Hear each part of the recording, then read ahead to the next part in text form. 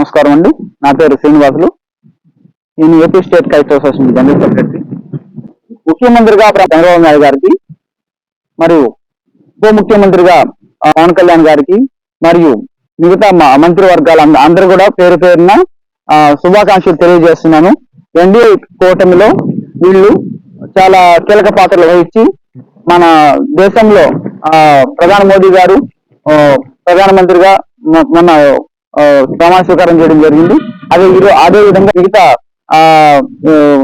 రాష్ట్రంలో చేస్తున్నటువంటి మంత్రివర్యులు అందరూ కూడా పేరు పేరున కృతజ్ఞతలు తెలుపుతూ సెలవు తీసుకున్నాను. Thank you.